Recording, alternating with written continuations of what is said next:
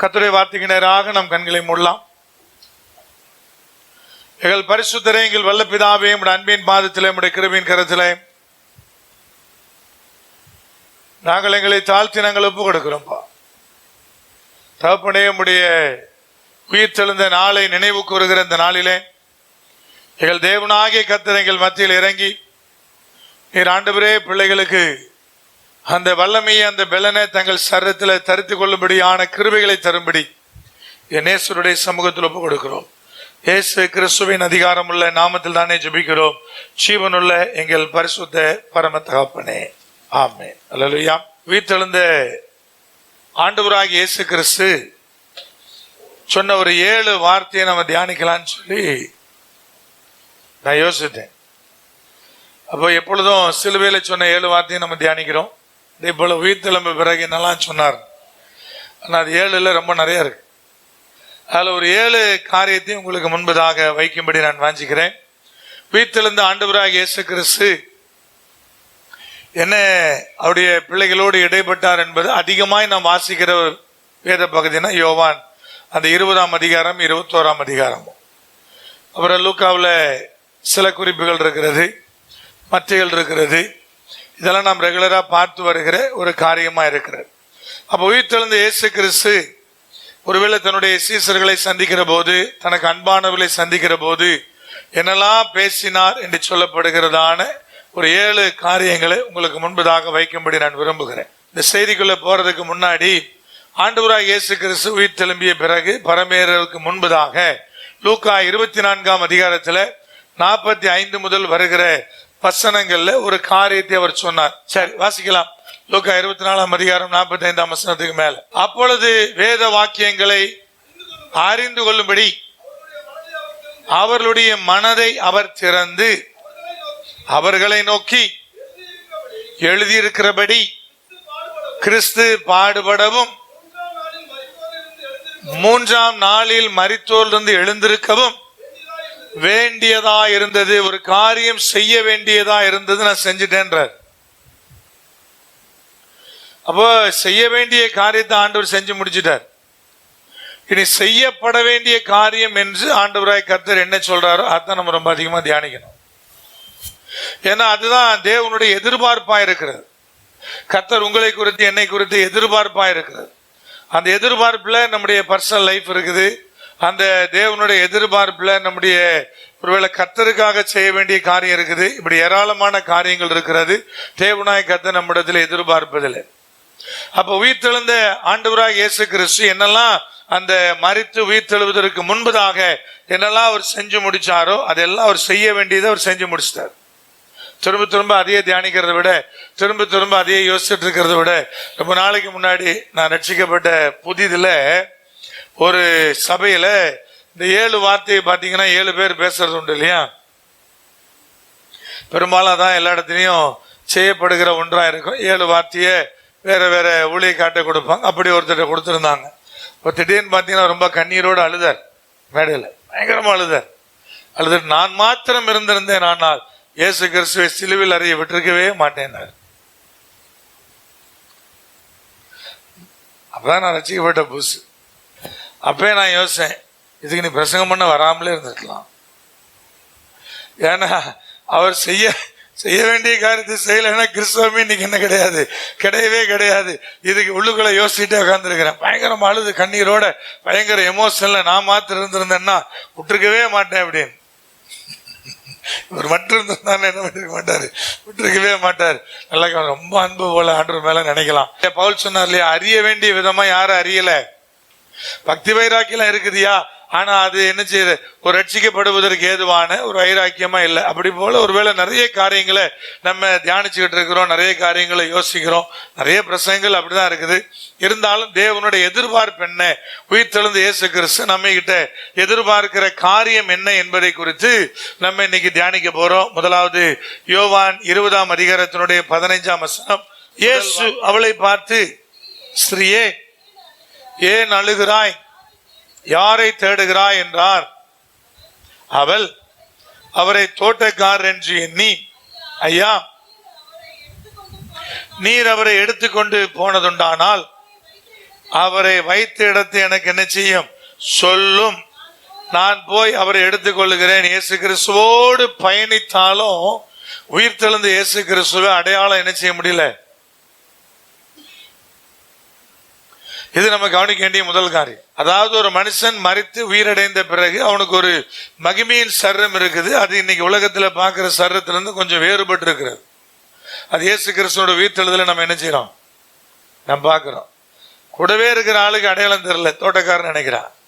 எம்மாவூருக்கு போயிட்டு இருக்கிற சீசர்களுக்கு ஒரு நாள் முழுக்க கூட நடந்து போய் பேசிக்கிட்டே இருந்தாலும் கூட நடந்து வர்றது யாரும் நினைச்சல தெரியல. அப்ப உயிர்த்தெழுந்த இயேசு கிறிஸ்துவனுடைய சரீரம் அவர் மனுஷனா இருந்த காலகட்டத்தை விட சற்று வேறுபட்டு இருந்தது என்ற அர்த்தம். அது எதுல வேறுபட்டு இருக்கும், என்னுடைய எண்ணத்தின்படி என்னன்னு கேட்டா மகிமையில வேறுபட்டு இருக்கும் நினைக்கிறேன். அது ஒரு மகிமையான சரமா இருந்திருக்கும். அதனால ஒரு பெரிய வித்தியாசம் இருந்திருக்கிறது. அதனால இவளுக்கும் அடையாளம் பார்க்க முடியல. அப்ப அவ வந்து அழுது கண்ணீரோடு நிற்கும் போது ஆண்டவராய் கர்த்தர் கேட்ட கேள்வினா, ஏன் அழுகிறாய், யாரை தேடுகிறாய், ஏன் அழுகிறாய் என்கிற வார்த்தை. உயிர்த்தெழுந்த இயேசு கிறிஸ்து நம்ம கிட்ட என்ன விரும்புறாருன்னா, ஐயா நான் அழ வேண்டிய அவசியம், அழுதாதான் நிறைய பேர் காரியம் ஓடும். அப்ப உயிர்த்தெழுந்த ஆண்டவராய் இயேசு கிறிஸ்து என்ன விரும்புகிறார் அப்படி கேட்டீங்கன்னா, ஏன் அழுறேன்னு கேட்கிறாரு. ஏன் அழுற, நீ அழ வேண்டிய காரியம் என்ன, துக்கமா இருக்க வேண்டிய காரியம் என்ன, உன் நாதர் இன்னும் உயிரோடு நினைச்சாரு. மரித்து போன தேவனை நம்ம ஆராதிக்கல, நம்ம ஆராதிக்கிற தேவன் இன்னும் உயிரோடு இருக்கிறாருன்னு என்ன அர்த்தம், நீ அழ வேண்டிய அவசியம் இல்லைன்னு அர்த்தம். எனக்கு ஒருத்தர் இருக்கிறாரியா, எனக்காய் பாடுபட்டவர், எனக்காக எதை வேணா செய்கிறவர், எனக்காக சொந்த குமாரன் பாராதபடி கொடுத்தவர், சொந்த குமாரனே கொடுத்தவர், மற்றவைகளை அருளி செய்யாது இருப்பது எப்படின்னு பவுல் கேட்கிறாரு. அப்ப ஏன் அழணும், அப்ப ஏன் துக்கப்படணும்? ஆண்டவராய் இயேசு கிறிஸ்துவை குறித்துதான தீர்க்க தரிசனம் அதிகமாய் அடங்கிய வேத பகுதினா பழைய தீர்க்க தரிசன புஸ்தகத்தில் எது, ஏசாயா தீர்க்க தரிசன புஸ்தகம். ஆண்டவராய் இயேசு கிறிஸ்துவை குறித்து மிக அதிகமான தீர்க்க தரிசனமாய் உரைத்த வார்த்தை. அதுல ஒரு வார்த்தை உங்களுக்கு முன்பதாக காண்பிக்க நான் விரும்புகிறேன். ஏசாயா 25 அதிகாரத்தை எடுத்து வாசிக்கலாமே. அதுல வர்ற 8ஆம் வசனத்தை வாசிக்கலாம். அவர் மரணத்தை ஜெயமாக விழுங்குவார், கர்த்தராகிய தேவன் எல்லா முகங்களிலும் இருந்து கண்ணீரை துடைத்து தமது ஜனத்தின் நிந்தையை பூமியில் இராதபடிக்கு முற்றிலும் நீக்கி விடுவார். கர்த்தரே இதை சொன்னார் என்று சொல்லப்படுகிற வார்த்தை. அவர் மரணத்தை ஜெயமாக விழுங்குவார். ஒரு நாள் வரையா அவர் மரணத்தை ஜெயமாக விழுங்குவார். மரணம் அவருக்கு முன்னாடி நிக்காது. பாதாளத்தை வென்று தேவனாய் கர்த்தர் மேல ஏறுவார். அந்த பரம தகப்பன் மரணத்தை ஜெயமாக விழுங்குவார் சொன்ன உடனே அடுத்தவர் என்ன சொன்னாரு, எல்லா முகங்கள்ல இருந்து கண்ணீரை துடைத்து அப்படின்னு சொல்லு. அப்ப தேவையில்லாம அழப்படாது. உண்மையாகவே சில அழ வேண்டிய சில சந்தர்ப்பம் வரும். அப்போ வந்து அழுதா போதும், தொட்டதுக்கெல்லாம் என்ன செய்யக்கூடாது. சிலர் இருப்பாங்க எப்ப பார்த்தாலும் அழுதுகிட்டே இருப்பாங்க. எங்க அப்பா என்னோட ஒரு பழமொழி சொல்லுவார், அவன் கல்யாண வீட்டிலே கால் நீட்டி அழுவாண்டா, அப்புறம் இளவு வீடு கிடைச்சா சொல்லவா செய்யணும். சிலவன் கேரக்டரு கல்யாண வீட்டிலே கால் நீட்டி அழுவானோ, அது ஒரு பழமொழி. சாவி வீடு கிடைச்சா சொல்லவா செய்யணும், ஒப்பாரி வச்சு அழுவாங்க. அதே மாதிரி எங்க பாரு அழுக, எதுல பாரு அழுக, தொட்டதுக்கெல்லாம் அழுக. கர்த்தர் அதை விரும்புறாரா பிரதர்? விரும்பல. உயிர்த்தெழுந்து இயேசு கிறிஸ்து உங்களோடு இருந்தாருன்னா அவர் உங்கள் கண்ணீரை துடைப்பார், என்ன அழுதுகிட்டே தொடச்சிக்கிட்டே இருப்பார் அர்த்தம் இல்ல. அப்போ உயிர்த்தெழுந்து இயேசு கிறிஸ்துவை குறித்து உரைக்கப்படுகிற தீர்க்க தரிசனத்துடைய அடுத்த வரியே எல்லா முகத்திலிருந்து கண்ணீரை அவர் துடைப்பார் என்பதுதான். அதனால இதுல ரொம்ப ரொம்ப முக்கியமானது என்னன்னா, ஏன் அழுற அப்படி ஏன் கேட்கிறாருன்னா, ஏன் அழுக வரும், எப்பங்க அழுக வரும்? கவலை ஜாஸ்தி வந்தா என்ன வரும்? அழுக வரும். துக்கம் ஜாஸ்தி ஆயிடுச்சுன்னா என்ன வரும்? அழுக வரும். அப்ப தேவன் என்ன சொல்ல, கவலை எல்லாம் படாத, துக்கெல்லாம் படாத, எப்பொழுதும் சந்தோஷமாயிரு. அப்ப என்னை குறித்து தேவனுடைய சித்தம் என்ன பிரதர்? தனிப்பட்ட ஒவ்வொருத்தரை குறித்து ஒரு சித்தம் இருக்கும். பொதுவான சித்தங்கள் சில இருக்கும். அதுல ஒண்ணு என்னன்னு கேட்டீங்கன்னா, எப்பொழுதும் சந்தோஷமா இரு, எப்பொழுதும் சந்தோஷமா இரு. இதுதான் உன்னை குறித்த தேவனுடைய சித்தமா இருக்கிறது. அப்ப முதல் வார்த்தை என்னன்னு கேட்டா ஏன் அழுறங்கிறதான். ஏன் அந்த வார்த்தையை தைரியமா கர்த்தர் கேட்கிறாருன்னா, நான் உங்கூட இருக்கும்போது ஏன் அழுற? ஆவியானவராய் நம்மோடு அவர் அசைவாடி கொண்டிருக்கும்போது நான் ஏன் அழணும்? அழ வேண்டிய அவசியம் என்ன? இதை தேவனாய் கர்த்தர் இன்றைக்கு உங்களோடு கூட பேசுகிறார். அதனால நீ வாழ்க்கையில கொஞ்சம் கவலைகளை துக்கங்களை மறந்து அழுகை கொஞ்சம் என்ன செய்யுங்க. அதே ஆண்டவர் தான் சொன்னார், கவலைப்படுறதுனால ஒருத்தனும் ஒரு முளத்தை கூட்டவும் முடியாது.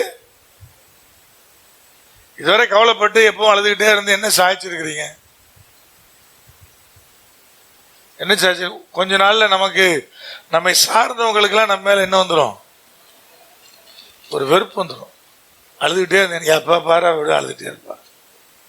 அப்புறம் கணவர் சொல்லுவார், டே உங்க அம்மாவுக்கு வேற வேலையே கிடையாது, அவ அப்படிதான் அழுவா, கொஞ்ச நேரம் அளவு விடு, அப்புறம் என்ன ஆயிரும், அப்புறம் சரியாயிரும் அப்படி சொல்ல லெவலில் இருக்கு. நம்ம ஏன் அழுதோடனே ஒரு நாதியும் இருக்க கேட்கறது? அந்த நிலைமை நோக்கி நகர்ந்துருவீங்க. அதனால கண்ணீருக்கு ஒரு வேல்யூ இருக்கு. தேவைப்படும் போது மட்டும்தான் என்ன செய்யணும், அது ரொம்ப குறையணும். அப்படி ஒரு துக்கம் வந்து ஏதாவது மரணம் கிரணம் இழப்பு அந்த மாதிரி ஒரு பெரிய துக்கம் வரும்போது கொஞ்சம் அழுதுகிடுங்கன்னு விட்டுருவாரான்று. எசேக்கியேல் தீர்க்கதரிசியை பார்த்து சொன்னார், உன் மனைவியை நான் ஒரே அடியில் எடுத்துக்கிடுவேன், நீ அழக்கூடாது, இளவு கொண்டாடக்கூடாது, வேணா ஒண்ணு பண்ணிக்கலாம், என்ன பண்ணலாம், பெருமூச்சு மட்டும் விட்டுக்கலாம், பெருமூச்சு மட்டும் விட்டுக்கலாம் உனக்குள்ளே. அப்போ அழுகை தேவனாய் கர்த்தர் விரும்புகிற ஒன்றல்ல. அப்படிதான் அங்கே சொல்லப்படுகிறது. ஏன் அழுகிறாய் என்கிறதான வார்த்தை அதோடு இணைந்த இணைப்பு வார்த்தை யாரை தேடுறேன்னு அர்த்தம். யாரை தேடுற என்பது என்னன்னு கேட்டீங்கன்னா, ஐயா இதுவரை சத்திய வாக்குகளை வேத வசனங்களை விசுவாசிக்காம இயேசு வாழும் போது சொன்னதை விசுவாசிக்காம இன்னும் வந்து தேடிட்டு இருக்கேன்னு அர்த்தம். அதுக்குள்ள வாழும் போதே சொன்னாரா? 3ஆம் நாள்ல நான் உயிரோடு எழும்புன்னு சொன்னாரா? யோனாவை பத்தி பேசி சொன்னாரா? எத்தனை ஊமைகளோடு தேவனாய் கர்த்தர் பேசினாரு. அதெல்லாம் கேள்விப்பட்டோம். ஒருத்தருக்கு அந்த உயிர் தெழுதல் மேல என்ன வரல. சொன்ன மாதிரியே மரிச்சாரு, ஆனா சொன்ன மாதிரியே உயிர் தெழுவார் என்பதன் மேல யாருக்குமே நம்பிக்கை வரல. கூட இருக்கிற 12 சீசர்களுக்கும் வரல, 11 பேருக்கு நினைச்சல வரல, மரியாளுக்கு வரல, வேற யாருக்குமே வரல. கூட இருந்த பெண்களுக்கு வரல. அவர்கள் பாடிக்கு போய் என்ன போட்டு வரேன்னு போனாங்க, அக்கால வழக்கத்தின்படி அந்த தூபத்தெல்லாம் போட்டு வரேன்னு தான் போனாங்களே தவிர அவர் சொன்ன மாதிரி உயிர் திரும்பி இருக்கிறாரா நினைச்சு யாராவது போனாங்களா?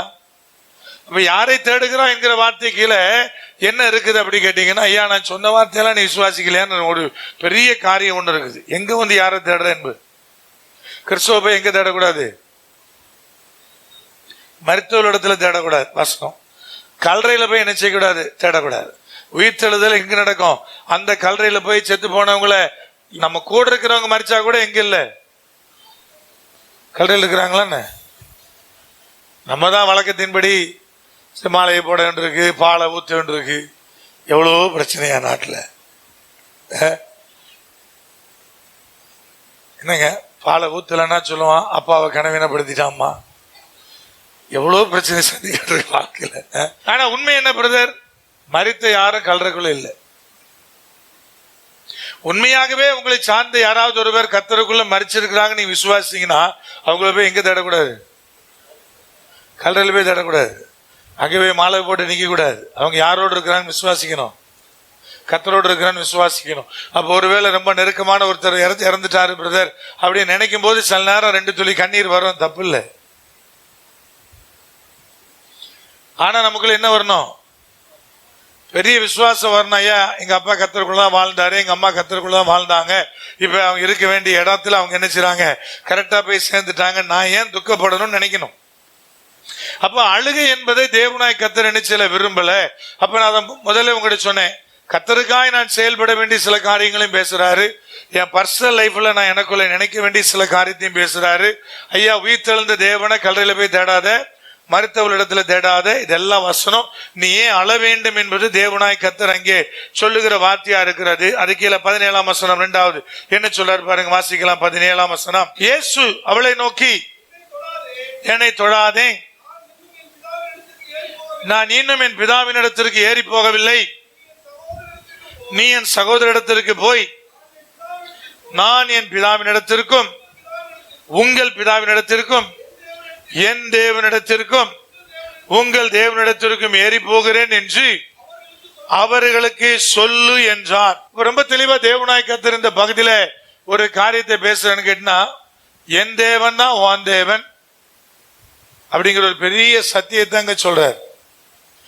ஆண்டவரை கர்த்தர் அழகா தெளிவா சொல்றேன், என்னை தொடாத நான் இன்னும் பிதாவினிடத்திற்கு ஏறி போகவில்லை. உயிர்த்தெழுந்து இயேசு கிறிஸ்து 40 நாள் இங்கதான் இருந்தார் நினைக்காதீங்க.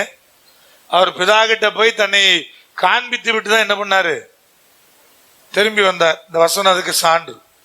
நான் இன்னும் என்ன செய்யல, ஏறி போகல. அரிக்கட்டுகளை குறித்து லேவியராகமத்தினுடைய புஸ்தகத்தில் எழுதப்பட்டிருக்கிறது. முதல் அரிக்கட்டானது பிதாவின் இடத்துல அசைவாட்டப்படும் என்று எழுதப்பட்டிருக்கிறது. அதுவும் இதை குறித்து வெளிப்பாடுதான். அப்ப ஆண்டவராக இயேசு கிறிஸ்து முதலாவது உயிர்த்தெழுந்த முதலாவது அரிக்கட்டாக போய் பிதாவின் இடத்தில் அசைவாடப்பட்டார். அவர் மேல ஏறி போயிட்டு தான் திரும்ப வந்தார். இந்த இடத்துல சொல்ற மிகப்பெரிய சத்தியம் என்னன்னு கேட்டீங்கன்னா, என்னுடைய பிதா தான் யாருடைய பிதா, உங்கள் பிதா. என்னுடைய தேவன் தான் உங்களுடைய தேவன். அதனால தான் இந்த பதத்தை பயன்படுத்தினார். என்னன்னு கேட்டீங்கன்னா, என் சகோதரிடத்திற்கு போய் சொல்லு. அவர் மரியாளேன்னு கூப்பிடுறாரு முந்தின வசனத்துல. அதுக்கு பிறகு அவளுக்கு அடையாளம் தெரியுது. ஓடி போய் அவரை தொட முயற்சிக்கிறா.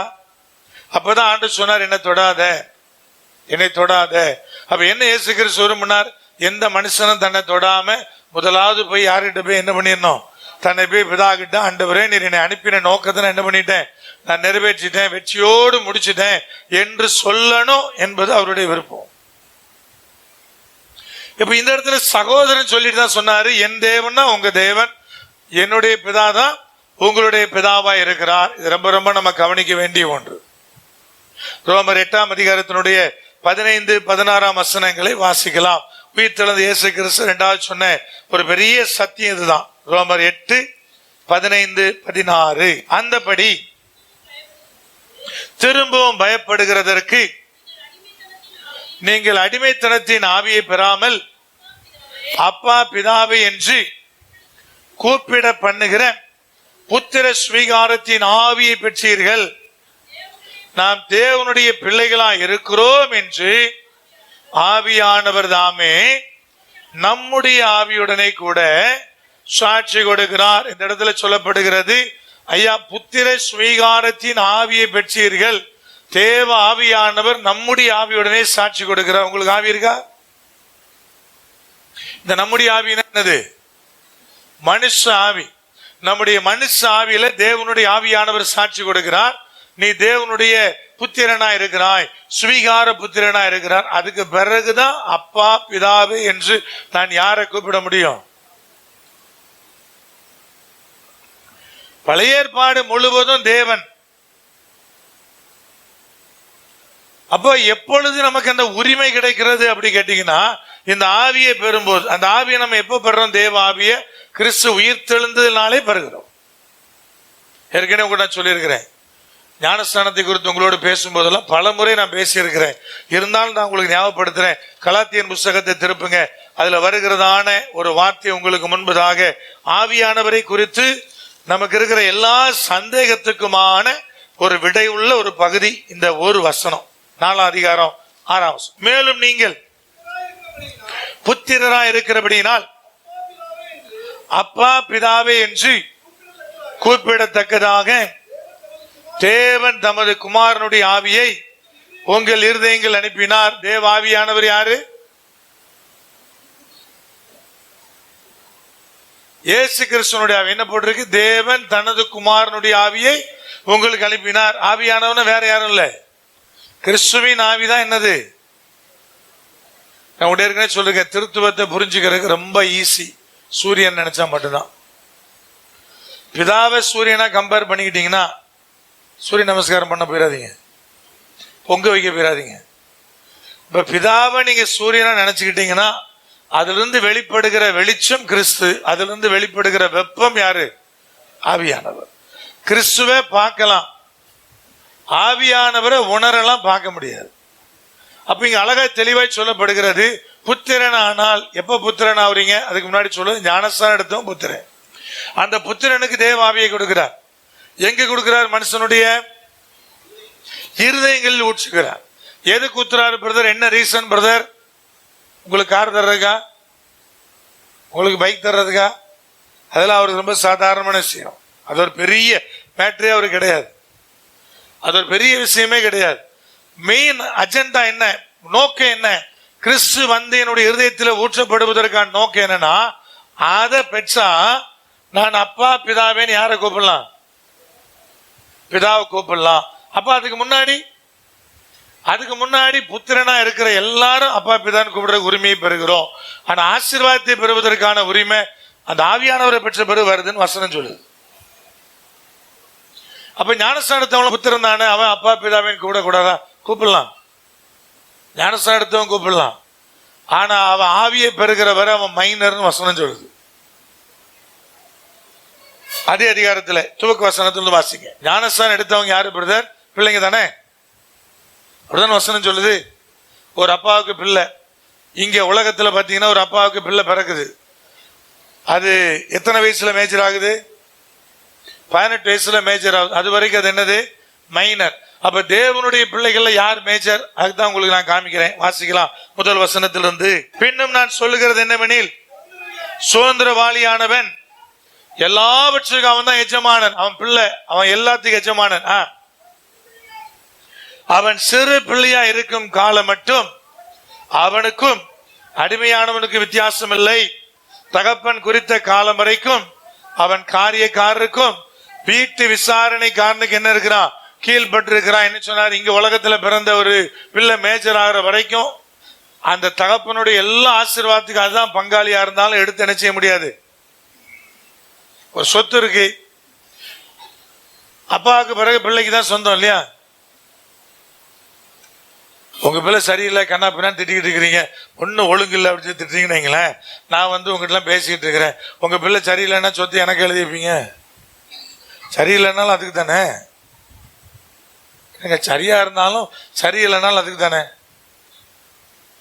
ஒரு மாதிரியா பாக்குறீங்க? ஓ, நீங்க வேற மாதிரி ஆகுங்களா?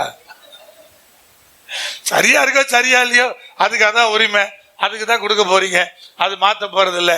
ஆனா நல்லா கவனிங்க, என்ன சொல்ல வர்றாரு கேட்டீங்கன்னா, ஐயா அதான் உரிமையானல்.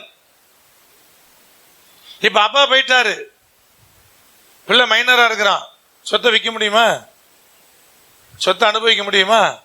அதுக்கு ஒரு கார்டியன் வேணும் சட்டப்படி. அப்ப யாரு கார்டியன் பிரதர்? வீட்டு வேலைக்காரன் இருந்து அந்த வீட்டில் இருக்கிற எல்லாரும் யாருக்கு அந்த பிள்ளைக்கு கார்டியனா இருக்கிறாங்க. எதுவரை பிரதர்? மேஜர் ஆகிற வரைக்கும். எப்ப மேஜர் ஆகிறான்? ஆவியை பெற்றவரும் மேஜர் ஆகிறான். அப்ப அப்பா பிதாவே என்று கூப்பிடுறதுக்கு தான் கிறிஸ்து இயேசு உயிரோடு எழும்பணும்னு சொன்னார். ஐயா, இன்றிலிருந்து நான் உயிர் எழுந்ததுனால நீ அப்பா பிதாவே என்று தைரியமாய் கூப்பிடத்தக்கதாக. அதுக்கு முன்னாடி என்ன செய்ய முடியாது. பொதுவா ஃப்ரெண்டோட அப்பாவை அப்பான்னு கூப்பிடுற பழக்கம் நிறைய பேருக்கு உண்டு இல்லையா? ஃப்ரெண்டோட அப்பாவை பார்த்தா அப்பாம்பாங்க, அம்மாம்பாங்க. ஃப்ரெண்டோட அப்பாவை பார்த்து அப்பான்னு சொல்றதுனால அவர் ஃப்ரெண்டுக்கு எதுவும் கொடுக்க போறாரு? அது அப்பா மாதிரி தான், அப்பா வாங்க முடியாது. இங்க ஆர்டர் அழகா சொல்ல அப்பா தான். ஆனா தைரியமா நான் எப்ப கூட முடியுது அப்பா பிதாவேன்னு? ஒரு கலக்கம் இருக்குது, ஒரு தடுமாற்றம் இருக்குது. அதை போக்குறது தான் கிறிஸ்து இயேசுனுடைய உயிர்த்தெழுதலுடைய நோக்கமா இருந்தது. இரண்டாவது காரியமாக, அப்ப இரண்டாவது காரியமா அறிமுகப்படுத்தினார் பிதாவை. என்னன்னா, என் சகோதரிட்ட போய் சொல்லு, உன்னுடைய தேவனிடத்திற்கும் என்னுடைய தேவனிடத்திற்கும், உன்னுடைய பிதாவினிடத்திற்கும் என்னுடைய பிதாவினிடத்திற்கு நான் நிச்சயிக்கிறேன், நான் ஏறி போகிறேன் என்கிற வார்த்தையை அவர் பேசுறார். அப்ப உன் பிதா ஏன் பிதா சொல்ல வேண்டிய அவசியம் என்ன? சொல்லலாம் இல்லையா? நான் எங்க இருந்து வந்தேன்னா அங்க போறேன், அதெல்லாம் ஏற்கனவே ஆண்டவர் பேசுனது. நான் என் பிதா கிட்ட போறேன் அப்படின்னு சொல்லுன்னு சொல்லலாம் இல்லையா? அதை அப்படி சொல்ல பாருங்க. என் பிதா கிட்ட போறேன்னு சொல்ல, என் பிதாவினிடத்திற்கும் உன் பிதாவினிடத்திற்கும், என் தேவனிடத்திற்கும் உன் தேவனிடத்தில். உயிர்த்தெழுந்த இயேசு கிறிஸ்துடைய இரண்டாவது பெரிய நோக்கம் என்னன்னா, நீ தைரியமா அப்பா பிதாவே என்று பிதாவை கூப்பிடத்தக்கதான அந்த புத்திர ஸ்வீகாரத்தின் ஆவி கிறிஸ்துவனுடைய உயிர்த்தெழுதினாலே உங்களுக்கு கிடைக்கப்பெற்ற மேலான ஆசீர்வாதமா இருக்கிறது. அதுவரை எத்தனை பேர் தைரியமா கூப்பிட்டாங்களோ தெரியாது. பிதாவை குறித்து எல்லாருக்கும் ஒரு பயம் இருந்துச்சு இல்லையா? ஒரு நடுக்கம், ஒரு கலக்கம். கிறிஸ்து இயேசு மரிக்கும் போதுதான் மேலிருந்து கீழாக திரைச்சீலை கிழிந்தது. அது வரைக்கும் ஆல்டருக்குள்ள வர்றதுக்கு பயம், எவ்வளோ காரியம். ஆனா எல்லாத்தையும் உடைத்து உயிர்த்தெழுந்த இயேசு கிறிஸ்து சொல்றார், ஐயா என் பிதா உன் பிதா, என் தேவன் உன்னுடைய தேவன் என்று சொல்லுகிற வார்த்தை. மூன்றாவது பாருங்க, அதே யோவான் 20ஆம் அதிகாரத்தினுடைய 19ஆம் வசனம். வாரத்தின் முதல் நாளாகிய அன்றைய தினத்தில் சாயங்கால வேளையிலே சீசர்கள் கூடியிருந்த இடத்தில் யூதர்களுக்கு பயந்ததினால் கதவுகள் பூட்டியிருக்கையில் இயேசு வந்து நடுவே நின்று உங்களுக்கு சமாதானம் என்றார். உயிர்த்தெழுந்த இயேசு கிறிஸ்து சரத்தில் எழும்பினாரா, ஆவியில் எழும்பினாரா? அதுதான் அந்த கேள்வி கேட்கிறேன். ஐயா, மரிக்கிற எல்லாருமே ஆவி தன்னை தந்து தேவனிடத்துல திரும்புது, ஆத்மா அது இளைப்பாறுதல பிரவேசிக்கிறது, சர்ற மண்ணுக்கு திரும்புது. உயிர்த்தெழுதல் நடந்துச்சுன்னா என்ன ஆகும் பிரதர்? அந்த பாடியில் தான் வரணும் வெளியே. அதனாலதான் வீடு பூட்டி இருக்கையில் சொன்னார். வீடு பூட்டி இருக்கையில் ஆவியில உள்ள போறது பெரிய விஷயம் இல்ல. வீடு பூட்டி இருக்கையில் சரத்தோடு உள்ள போவதுதான் என்னது புதிய விஷயம். அப்ப நல்லா கவனிங்க. கிறிஸ்துவனுடைய உயிர்த்தெழுதல் நீங்க மைண்ட்ல வச்சுக்கணும். கிறிஸ்துவனுடைய உயிர்த்தெழுதல் அவர் சரீரத்தோடு எழுந்தார். நிறைய பேருடைய மனதில் பார்த்தீங்கன்னா அவர் ஆவியா எழும்பினாரு, ஆவியானவராக இருக்கிறதுனால ஆவியானவராகவே அவரை கற்பனை பண்ணிக்கிட்டு இருக்கிறோம். ஆனா அவர் சரீரத்தில் என்ன பண்ணாரு? அவர் எழுந்தார் என்பதை மறந்துடக்கூடாது. சரி, இன்னைக்கு அது நம்முடைய செய்தி அல்ல. மூன்றாவது கர்த்தர் சொன்ன வார்த்தை சமாதானம். சமாதானம் 21ஆம் வசனத்தை வாசிக்கலாம். இப்போ இயேசு மறுபடியும் அவர்களை நோக்கி உங்களுக்கு சமாதானம் உண்டாவதாக, பிதா என்னை அனுப்பினது போல நானும் உங்களை அனுப்புகிறேன் என்று சொல்லி, நல்லா கவனிங்க. பூட்டி இருக்கிற அந்த சீசர்கள் அங்க பாத்தீங்கன்னா யாரெல்லாம் 11 பேர் அங்க சீசர்கள் இருக்கிறாங்க. அங்க ஆண்டவர் வெளிப்படுறாரு. அப்புறம் 26ஆம் வசனத்துல தோமாவும் 10 சீசர்கள் இருக்கும்போது வெளிப்படுறாரு. அப்போ அதே வார்த்தையை சொல்றாரு. எம்மாவூர் சீடர்கள் இருக்கிறாங்க இல்லையா, அவர்களும் 11 சீசர்கள் இருக்கும்போது லூக்கா 24:36 வாசிக்கலாமா? லூக்கா 24:36. இவைகளை குறித்து அவர் பேசிக் கொண்டிருக்கையில் இயேசுதாமே அவர் நடுவில் நின்று உங்களுக்கு சமாதானம் என்றார். இப்படி ஒவ்வொரு இடத்திலும் கர்த்தர் திரும்ப திரும்ப பேசின வார்த்தை உங்களுக்கு சமாதானம். பயப்பட்டு கொண்டிருக்கும் போது உள்ள வந்து உங்களுக்கு சமாதானம். இப்ப சமாதானத்தை ஏன் தொலைச்சாங்க? பயந்ததுனால தொலைச்சாங்க. பயந்ததுனால தொலைச்சாங்க. என்ன பயம் பிரதர்? திரும்ப நான் சொல்றேன், எனக்கு பள்ளிக்கு பயம், கரப்பாம்பூச்சிக்கு பயம், அந்த பயம் இல்லை. ஒரு கூட்டம் இருக்குது பள்ளிக்கும் கரப்பாம்பூச்சிக்கும் பயப்படுற கூட்டம். இன்னொரு கூட்டம் அதுக்கு பயப்படாது, சிங்கம் புலிக்கு பயப்படும். தெருவில் போற நாய்க்கு என்ன செய்யும்? பயப்படும். ஒரு கூட்டம் இருக்கு, அங்க நாயை கண்டா இங்க என்ன பண்ணுவாங்க? மதுரைக்கு வச்சு ஓடுவாங்க. அப்போ பல பயம் இருக்கு. இங்க சொல்ற பயம் வந்து எதிர்காலத்தை குறிச்ச பயம். நான் திரும்ப நான் சொல்றேன், துக்கத்தினாலே நித்திரை பண்ணாங்கன்னு அவங்களோட பேசின வியாழக்கிழமை. எதிர்காலத்தை குறிச்ச ஒரு பயம், என்ன நடக்கும் ஏது நடக்கும் தெரியாது. பணம் இல்லைனாலும் எதிர்காலத்தை குறிச்சு பயம் வருது, வியாதி வந்தாலும் எதிர்காலத்தை குறிச்சு பயம் வருது, சத்துருக்கள் பெருகிட்டாலும் எதிர்காலத்தை குறிச்சு என்ன வருது? பயம் வருது. அப்ப எதிர்காலத்தை குறித்த பயம் என்பது எல்லா மனுஷனுக்கு உள்ளது. ஐயா, யாருமே இல்லை பிரதர், எனக்கு என்ன குழந்தை இல்லை, ஒன்னும் இல்லை, எதுவுமே இல்லை, இப்ப ஃபியூச்சர்ல என்ன யாரு பார்த்துக்கிடுவான்னு பயம் வருது. நமக்கு திரும்ப கேள்வி கேட்கணும் இல்லையா? ஏற்கனவே 10 பிள்ளை வச்சிருந்தாயா, அவனை யார் பார்த்தான்னு கேட்கணும் இல்லையா? 10 என்ன செய்யல? 10 இருந்துச்சா? 10 பார்க்கல. பல விதத்துல பயம் வருது.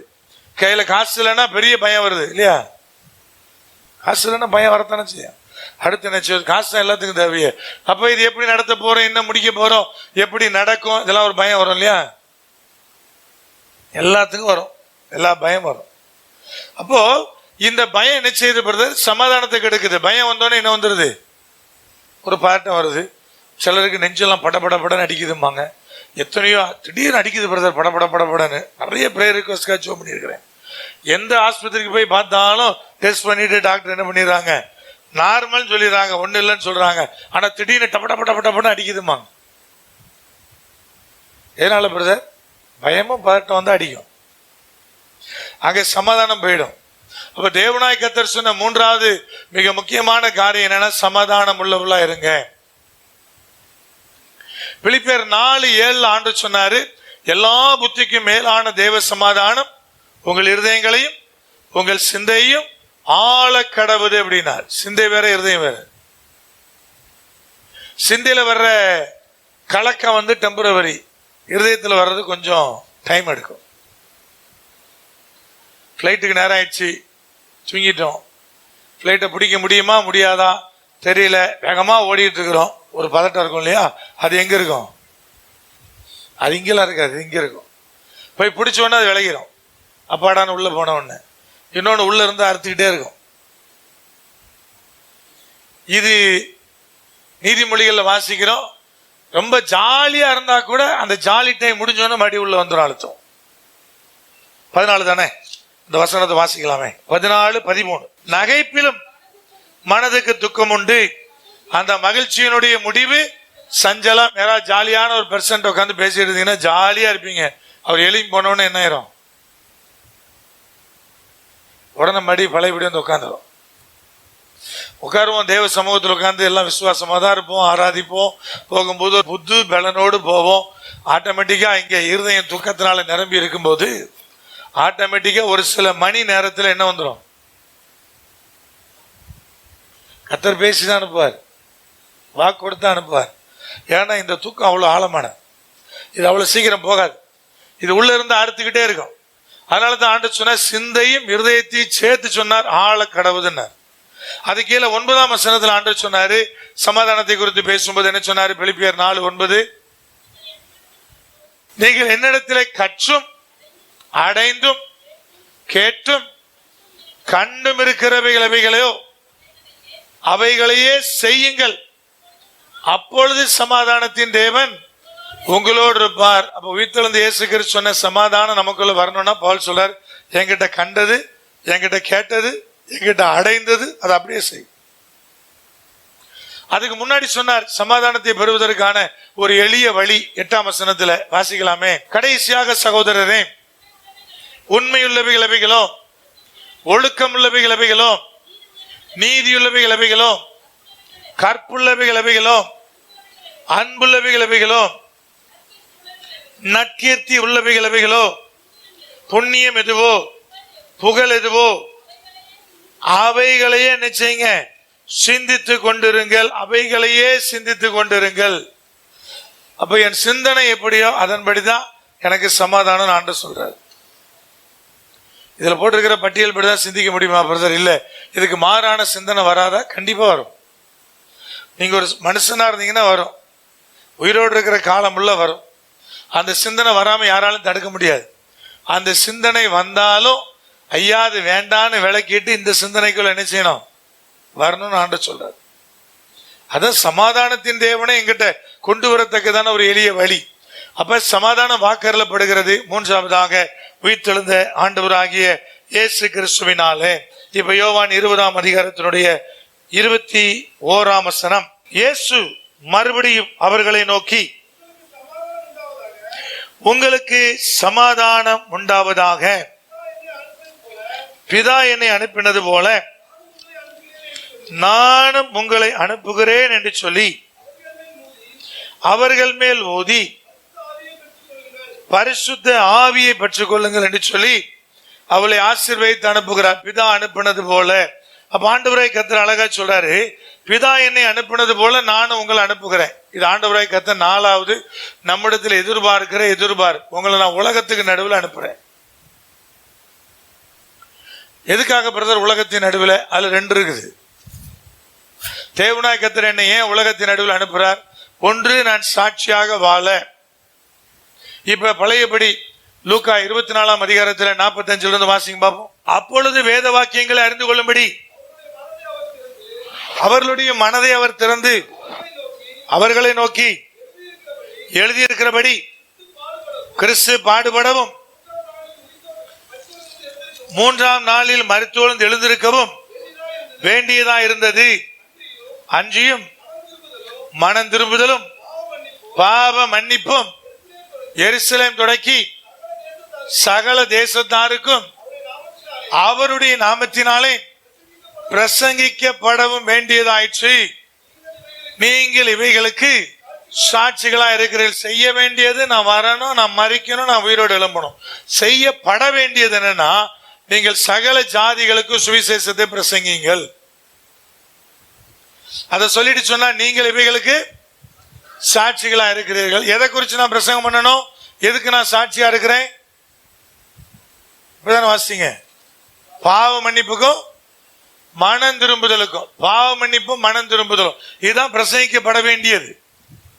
அதுக்குதான் சாட்சினா. அப்ப தேவன் என்னை ஏன் உலகத்தின் நடுவில் அனுப்புறார் அப்படி கேட்டீங்கன்னா, 2 காரியம் நடக்கணும். ஒன்னு, நான் சாட்சியா இருக்கணும். 2வது, அந்த சாட்சியின் மூலமாக சுவிசேஷத்தை நான் பிரசங்கிக்கணும். இது உயிர்த்தெழுந்த இயேசு கிறிஸ்துவனுடைய மிக முக்கியமானது ஒரு அஜெண்டா.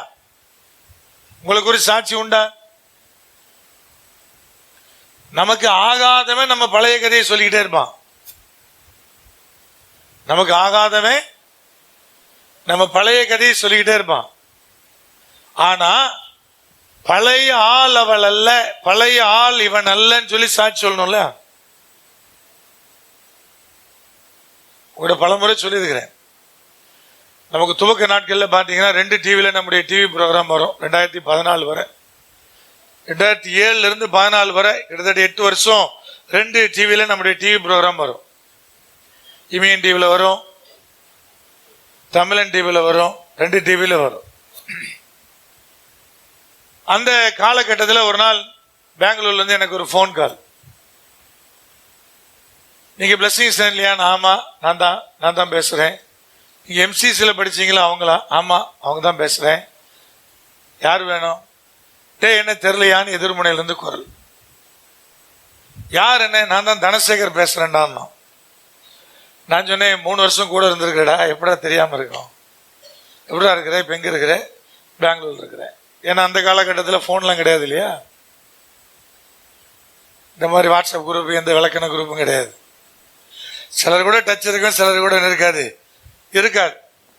அப்ப அவன் பேசிக்கிட்டு சொன்னா, அடுத்த கேள்வி கேட்டான், நீ இப்ப பாதிரியான்னா. அப்ப நான் சொன்னேன், அவனுக்கு புரியுற மாதிரி ஆமான்னு. அவன் திரும்ப கேட்டான், இது உனக்கு கொஞ்சம் ஓவரா இல்லையான்னா. நான் சொன்னேன், ஆமாடா, எனக்கு கொஞ்சம் ஓவரா தான் இருக்கு. ஆனா ஆண்டவராக இயேசு கிறிஸ்து மாத்தி இருக்கிறாரா? ஏன்னா அவன் பார்த்த பிளஸிங் சைன்லி, பழைய பிளஸிங் சைன்லி அவனுக்கு நல்லா தெரியும். அவனுக்கு டெய்லி 2 பேர் அடிக்கலன்னா நைட் என்ன செய்யாது? தூக்கம் வராது. அப்போ அப்படியே வாழ்ந்து பழகியாச்சு. அப்ப அவன் யோசிக்கிறான், என்னடா இவன் எப்படா பாதிரியான? அவன் எதுக்கு போன் பண்ணான்னு கேட்டீங்கன்னா, அவனுக்கு 650 கிராம்ல ஒரு மக பிறந்தா. இப்ப டாக்டர் சொல்லிட்டாங்க, இது ஒன்றும் பண்ண முடியாதுன்னு அவங்க சொல்லிட்டாங்க. அதனால அவனுக்கு ஒரு பெரிய கவலை. அவன் ஜெபிக்கணுங்கிற எண்ணத்துல அப்படி டிவி ப்ரோக்ராம் பார்த்துட்டே இருக்கிறான். என்ன பார்த்துட்டான். அப்புறம் அவனுக்காக ஜோம் பண்ணேன். அதுக்கு பிறகு பெங்களூர் போகும்போது என்னை கூட்டு போனான் வீட்டுக்கு, கார் வச்சு. 650 கிராம்ல பிறந்த அந்த குழந்தை பார்த்தீங்கன்னா கொழுன்னு இருந்தது. 8 வயசு பிள்ளையா. ஒரே மகிழ்ச்சி. கூட்டிட்டு போயிட்டு அங்கிருந்து அப்படியே ஜார்க்கண்ட்ல ஒரு மீட்டிங் இருந்துச்சு. என்னை அங்கிருந்து பிக்கப் பண்ணி என்னை ஏர்போர்ட்ல, அங்க பெங்களூர் ஏர்போர்ட்ல விட்டுட்டு வீட்டுக்கு போனான். நான் பெங்களூர் மீட்டிங் முடிச்சுட்டு அப்படியே ஜார்க்கண்ட் போனேன். ஒரு மனுஷனை தேவன் மாத்துறார். அப்ப என்ன பிடிக்காதவன் என் பழைய வாழ்க்கையை சொல்லிட்டே இருப்பான். ஆனா ஐயா, அந்த மாற்றம் வந்திருக்குன்றத ஒண்ணு ஒத்துக்கணும் இல்லையா? உங்களை குறிச்சு அந்த மாற்றம் வரணும் இல்லையா? உங்க பழைய வாழ்க்கை எப்படி வேணா இருக்கட்டும். ஐயா, இன்னைக்கு இந்த நிலைமையில மாறி இருக்கிறாங்கன்னு சொன்னோம் இல்லையா? இவ்வளவு வந்து ஆண்டவருக்குள்ள வாழ்ந்த பிறகும் அந்த அக்கா வாயை திறந்தா கூவம் தோத்துரும் அப்படி சொல்லக்கூடாது இல்லையா? முன்னாடி அப்படி இருந்துச்சு கூவம் மாதிரி, இப்ப அப்படி இல்லை, பாலாறு மாதிரி இருக்குன்னு சொல்லணும் இல்லையா?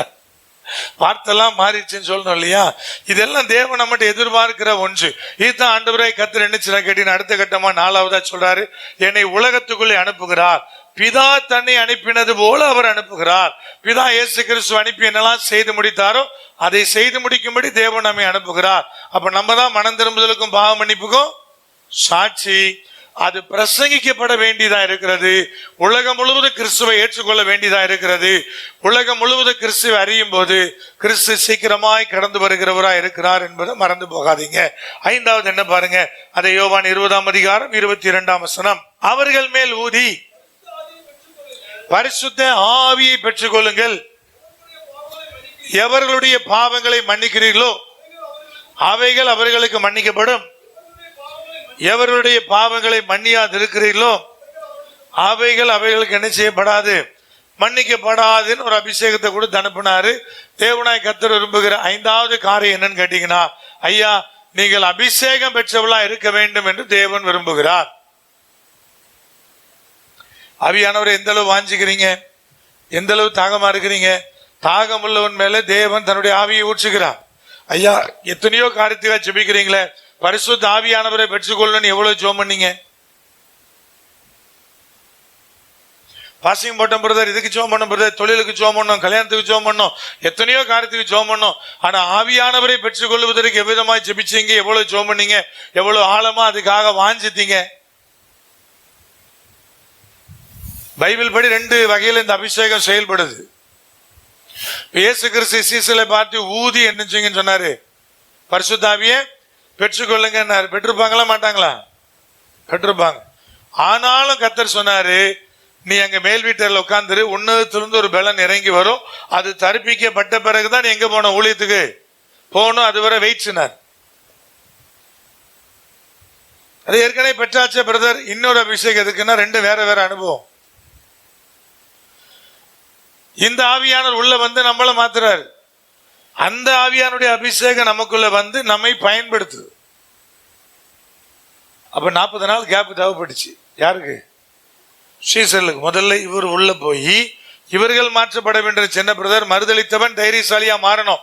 ஐயா, பயந்து ஓடி ஒதுங்கினவன், ஒளிந்து கொண்டவன் இரத்த சாட்சியா மறிப்பதற்காக என்ன செய்யணும்? நிக்கணும். எவ்வளவு மாற்றங்கள் அவர்களுக்குள்ள வர வேண்டியது இருந்தது. அதுக்குதான் முதல்ல பரிசுத்த ஆவியை ஊதி அப்படி சொன்னார். அப்ப நமக்கு பிரதர் அப்படி கேட்டீங்கன்னா, வசனம் சொல்லுது, எபேசியர் 4ஆம் அதிகாரத்தினுடைய 13ஆம் வசனம் சொல்லுது, நமக்கு முதல் கட்ட ஆவியானவர் எப்பொழுது நமக்குள்ளே வருகிறார்? எபேசியர் 1:13, நீங்களோ உங்கள் ரட்சிப்பின் சுவிசேஷமாகிய சத்திய வசனத்தை கேட்டு விசுவாசிகள் ஆன போது வாக்குத்தத்தம் பண்ணப்பட்ட பரிசுத்த ஆவியால் அவருக்குள் முத்திரை போடப்பட்டீர்கள். இது அபிஷேகம் அல்ல. ஆனா எப்ப நீங்க விசுவாசி ஆகுறீங்களோ, ஞானஸ்தானம் எடுக்கிறீங்களோ, எனக்கு குழந்தையிலே கொடுத்துட்டாங்கன்னு சொல்லாதீங்க. அது பேர் வைக்கிற ஃபங்க்ஷன் தான். ஒரு தப்பு நடந்து போச்சு, பிதா குமாரன் பரிசுத்தாவி நாமத்தினாலே இவருக்கு பிளஸிங் ஸ்டான்லின்னு பேர் வைக்கிறேன்னு சொல்லியிருந்தாருன்னா பிரச்சனை இல்லை. ஞானஸ்தானம் கொடுக்குறேன்னு வார்த்தையை பயன்படுத்திட்டாங்க, ஆனாலும் ஞானஸ்தானம் நினைக்கிறோம். கிறிஸ்துவும் அக்கால விளக்கப்படி நியாயப்பிரமாணத்தின்படி அவர் என்ன எங்க கொண்டு போகப்பட்டார்? குழந்தையாக ஆலயத்துக்கு கொண்டு போகப்பட்டார், பிரதிஷ்டை செய்யப்பட்டார். அதே கிறிஸ்து தான் 30 வயசுல என்ன செய்ய வேண்டியிருந்துச்சு? ஞானஸ்தானம் எடுக்க வேண்டியது இருந்தது. நல்லா கவனிங்க, அது ஒரு நீதியின் வசனம் சொல்லுது. பாவ மன்னிப்புக்காக எடுக்கப்பட்டது ஞானஸ்தானம் அல்ல. அப்படி இருந்துச்சுன்னா இயேசு கிறிஸ்து அதை எடுக்க வேண்டிய அவசியம் இல்ல. இல்ல, பாவ மன்னிப்புக்கு ஞானஸ்தானம் இயேசு கிறிஸ்து சமாரியா பெண்ணுகிட்ட பேசும்போது சொல்லியிருப்பார், நீங்க ஜலத்தினாலும் ஆவினாலும் பிறக்கணும். ஆனா ஆண்டவர் அங்க சொல்லல. அதுக்கு முந்தின அதிகாரத்துல நிக்கோதேயுன்னு சொல்ற 72 வயதான உண்மை உத்தமமான ஒரு ஆசாரியின் இடத்துல சொன்னார், ஜலத்தினாலும் ஆவினாலும் பிறக்கணும். கர்த்தரை காணத்தக்க ஆர்வம் உள்ளவன் நிக்கோதேயு. யூதர்லாம் எதிர்க்கிறாங்க, பயக்கிறாங்க. அதனால யாருக்கு தெரியாம ராத்திரியாவது வந்தான், வந்து பார்க்கணும். இயேசுவை பார்க்கிற ஆர்வத்தில் வந்தான், அற்புதத்தை பெற ஆர்வத்தில் இல்லை. இங்கே நிறைய பேர் வருவாங்க, அவங்க சபைக்கு பயந்து யாருக்கும் தெரியாத போது என்ன செய்வாங்க, வந்து ரகசியமா சோமன்ட்டு போயிட்டு அங்க போகாதனால சொல்லுவாங்க. அவங்க கூட சேர்ந்து ஒரு முறை 2 குடும்பம் வந்து ஜோம் பண்ணிட்டு இருக்கிறாங்க, வந்திருக்கிறாங்க. 3வது ஒரு குடும்பம் வந்தாரு, அவரும் அதே சர்ச்சு, 3 பேரும் ஒரே சர்ச்சு. பார்த்தோன்னு அதிர்ச்சி, 3 பேருக்கு மாத்தி மாத்தி பார்த்துக்கிட்டாங்க. கடைசி வந்து 2 கேட்டார், இவங்க இங்க வருவாங்களா? அம்மா வருவாங்க. இல்ல என்கிட்ட அங்க போவாதுன்னு சொன்னாங்களே, அங்க போய் கேட்டு இது எதுக்குன்னா அற்புதத்தை பெறதுக்கு. ஆனா நிக்கோதேயு இயேசுவை செஞ்சதுக்கு அவர் யாருன்னு அறிந்து கொள்ள, அவர் யாருன்னு அறிந்து கொள்ள. நீங்க நல்லா கவனிங்க. அப்ப எவ்வளவு அழகா ஆண்டவர் போதிக்கிறார் பாருங்க. அப்போ பாவ மன்னிப்புக்கு ஞானஸ்தானமான இல்ல, அது ஒரு நீதி, நிறைவேற்றப்பட வேண்டிய நீதி. அந்த நீதியை ஒருத்தர் விசுவாசித்து இன்று முதல் நமக்கு அடிமை நான் ஒப்பு கொடுக்கும் போது அங்கே ஆவியானுடைய முத்திரை போடப்படுது, அவனுக்குள்ள மாற்றம் வருது. அவன் மரிக்கிற வரை அந்த ஆவியான கூடவே இருப்பதாக வசனம் சொல்லுது. ஆனா அது அபிஷேகம் அல்ல. மீட்கப்படுகிற நாளுக்காக. அதே எபேசியர் 4:31 சொல்லுது, மீட்கப்படுகிற நாளுக்காக அந்த ஆவியான கூடவே இருக்கிறார். அப்ப மீட்கப்படுகிற நாள் இது பிரதர். ஒண்ணு கிறிஸ்து வரணும், இல்ல நீங்களும் நானும் மறிக்கணும். அந்த நாள் வரை கூடவே இருக்கிறார். எதுக்கு பிரதர்? கூட இருந்து ஒரு நமக்குள்ள ஒரு பெரிய மாற்றத்தை உருவாக்குறார். நீ இப்படி மாறு மாறு மாறு மாறுன்னு ஒரு சில மாற்றங்களை உருவாக்குறார். ஆனா அது அபிஷேகம் அல்ல. ஆனா தேவ ஆவியானவர் உயிர்த்தெழுந்த இயேசு கிறிஸ்து இந்த அபிஷேகம் சொல்ற அந்த அப்போஸ்தலர் 2 வரை நாம் நடத்த பண்ண விரும்புற 2 ஸ்டேஜா நடக்குது. அந்த ஆவியானவர் பரத்திலிருந்து வந்தவர் என்ன செய்றார் பிரதர்? அந்த சீசர்கள் மேல, அங்க இருக்கிற 120 மேல தரிப்பிக்கப்படுகிறார். தரிப்பித்தல் என்னது? ட்ரெஸ் போடுற மாதிரி, போத்துற மாதிரி, ஒரு சால்வை கொண்டு மூடுற மாதிரி. அங்க வசனம் சொல்லுது தரிப்பிக்கப்படுதல் அப்படிங்கிற வார்த்தை தான் பயன்படுத்தப்படுது. அது எதுக்கு பிரதர்? அது ப்ரொடெக்ட் ஆகுது, நம்மளை பாதுகாக்குது, நம்மளை கூட்டிட்டு போகுது, நம்மளை சத்துருக்குடைய வல்லமைகளை முறிப்பதற்கு பயன்படுத்துது. நம்ம போற இடத்துல எந்த பாதிப்பு வராதபடி என்ன செய்கிறது? அது பாதுகாக்குது. எதிர்முனை தாக்குதல் அதுல நாம் வெற்றி பெறுவதற்கான பலனை நமக்கு தருது. அப்ப ஆவியானவரை வாஞ்சிங்க, அபிஷேகத்தை வாஞ்சிங்க, அதுக்காக கதறுங்க, அதுக்காக தாகமா இருங்க. நான் 2000 லட்சிக்கப்பட்டேன், 5 வருஷம் காத்து கிடந்தேன், எவ்வளவு தாகத்தோடு ஓடனேன். 5 வருஷம் கழிச்சு அபிஷேகம் பண்ணார். நல்ல மத்தியான வெயில்ல போய் பீச்சு மண்ணுல முழங்கால் போட்டு நெல்லி சோம் பண்ணு, ஆவியான உனக்கு எப்படியும் கொடுக்கப்பட்டுருவாரு. அவருக்கு ஆலோசனை கொடுத்தானா? அவரும் போய் பீச்சில் மண்ணை கூட்டி மத்தியான வெயில்ல அந்த முழங்கால் நின்று சோம் பண்ணாராம். அவர் சொன்னாரு, கொப்பளம் வந்ததுதான் பாக்கி, ஆவியானவர் வரலன்னாரு. ஏன் சொல்ல தெரியுமா? ஆவியானவர் மேல அவ்வளவு தாகம், எப்படி ஆகிலும் பெற்றுக்கொள்ளணுங்கிற ஆர்வம், எப்படி ஆகிலும் பெறணுங்கிற ஓட்டம், அங்கே ஆவியானுடைய அபிஷேகத்தை கொண்டு வருது. அந்த தாகம் நமக்குள்ள வரணும்னு ஆண்டவர் விரும்புறார். லேசா அப்படிதான் நிறைய ஊழியக்காரர் சொல்றாங்களே, அது லேசா கிடைக்கும், லேசா கிடைக்குது வேறாவி. அதனால லேசா கிடைக்கலாம் நாடாதீங்க. என்னை ஆவியான உண்மையாகவே அபிஷேகம் வாஞ்சிங்க, காத்துருங்க, கதறுங்க, ஓடுங்க. அந்த தாகம் ஆவியானவர் உங்களுக்குள்ள கொண்டு வரும். அப்ப உயிர்த்தெழுந்த இயேசு கிறிஸ்து என்ன சொன்னாரியா? நீ அபிஷேகம் பண்ணப்படுவது உயிர்த்தெழுந்த இயேசு கிறிஸ்துனுடைய வாஞ்சியா இருக்கிறது. இப்ப 6வதா ஒரு வசனத்தை வாசிக்க போறோம். அதே யோவான் 20ஆம் அதிகாரம் 29ஆம் வசனம். அதற்கு இயேசு, தோமாவே, நீ என்னை கண்டதினால் விசுவாசித்தாய், காணாதிருந்து விசுவாசிக்கிறவர்கள் பாக்கியவான்கள் என்றார். எழுதப்பட்டிருக்கிறது. கண்டு விசுவாசிக்கிறவன் அல்ல, காணாதிருந்து விசுவாசிக்கிறவன் பாக்கியவான். பவுல் சொன்னாரு, பார்த்தல்ல, விசுவாசத்தின் அடிப்படையில் ஆண்டவர் பாராமலே நினைச்சேனோ, நான் அப்படிப்பட்ட ஒரு வாழ்க்கை வாழணும்னு விரும்புறேன். அப்ப தேவனாய் கர்த்தர் என்ன சொல்றாரு? கண்டு விசுவாசிக்கிறவன் அல்ல. கண்டது எதுக்கு நான் விசுவாசிக்கணும்? பைபிள் வசனம் சொல்லுது. அதான் பார்த்தாச்சு. யாரெல்லாம் பிரதர் ஆண்டவரா இயேசு கிறிஸ்துவை பார்த்திருக்கா நேர்ல? நான் பார்க்கல. உங்களை எத்தனை பேர் பார்த்திருக்கிறீங்க? ஆனாலும் விசுவாசிக்கிறோம். பரலோக ராஜ்யத்தை எத்தனை பேர் பார்த்திருக்கிறோம்? நிறைய பேர் பார்த்தா சொன்னாங்க, புக் எழுதுனாங்க. சான் பணியின் உட்பட மரித்த தீர்க்கதரிசிகள், உயிரோடு இருக்கிற தீர்க்கதரிசின்னு சொல்லிக்கிறவன் எல்லாரும் புக்கு போட்டிருக்கிறான். ஆனா ஒரு புக்கிலையும் பரலோக ராஜ்யம் ஒருத்தர் சொன்ன மாதிரி இன்னொருத்தர் எழுதல. வேற வேற மாதிரி இருக்கு. ஏன் பிரதர்? ஏன்னா பரலோகம் அப்படிப்பட்டதான். நான் இங்க பார்க்காததான் எனக்கு அங்க இருக்குன்னு ஆண்டவர் சொன்னார். பரலோக ராஜ்யத்தை பைபிள்ல தரிசித்தவர் யாரு பிரதர் அப்படி கேட்டீங்கன்னா யோவான் மட்டும்தான் தரிசித்தார். உயிர்த்தெழுந்த இயேசு கிறிஸ்து பைபிள்ல யாருக்குமே நேரடியா காட்சி கொடுக்கல, தரிசனம் மட்டும்தான் கொடுத்தார். பவுலை கூட சந்திக்கும் போது பவுல் இயேசு கிறிஸ்துவ பார்த்தாரா? சத்தம் கேட்டுச்சு. யோவான் பார்த்தாரா பிரதர்? பரலோக ராஜ்யத்தை குறித்து எழுதி இருக்கிறாரு, அவர் தரிசித்தார். அப்ப இயேசு கிறிஸ்துவ முகமுகமா பார்த்து நிறைய பேர் சொல்றாங்களே பிரதர், தரிசித்ததை பார்த்த மாதிரி சொல்றாங்க, தரிசனால பார்த்ததை நேரா பார்த்த மாதிரி நினைச்சாங்க சொல்றாங்க. ஒருவேளை பார்த்திருக்கலாம், நாங்க பார்த்திருக்கவே மாட்டாங்கன்னு சொல்ல வரல. ஆனா நிச்சயமா நேர்ல பார்க்க வாய்ப்பு இல்லை, தரிசனத்திலே மாத்திரமே அவர்கள் பார்க்க முடியும். ஏன்னா பைபிள்ல அதுக்கு பிறகு 11 சீசர்ட்டையும் ஒரு நாளும் இயேசு கிறிஸ்து என்ன செய்யல, நேரா வந்து பரமேறி போன பிறகு நடக்கவே இல்லை. 40 நாள் வரைக்கும் தான் நேரில் எல்லாரும் விசிட் பண்ணிட்டே இருந்தார். யோவான் கடைசியா வெளிப்படுத்தின எழுதுன தரிசனத்துல பார்த்து. அப்ப தரிசனத்திலேயாவது எனக்கு பரலோகத்தை காமிச்சாரா பிரதர்? காமிக்கல. ஆனால் நான் விசுவாசிக்கிறேன். உங்களுக்கு காமிச்சிருக்காரா பிரதர்? காமிக்கல. ஆனாலும் என்ன பண்றீங்க? ஒரு வாழ்க்கை இருக்கு. அதுதான் தேவன் விரும்புறார். உயிர்த்தெழுந்த இயேசு கிறிஸ்து சொன்னா, நான் உயிரோடு எழும்பிட்டேங்கிறதுக்காக என்ன ஒண்ணு விசுவாசிக்க வேண்டாம், காணாதிருந்து விசுவாசிக்கிறவர்களே. அப்ப தோமா மட்டும் குற்றம் சாட்ட முடியுமா பிரதர்? முடியாது.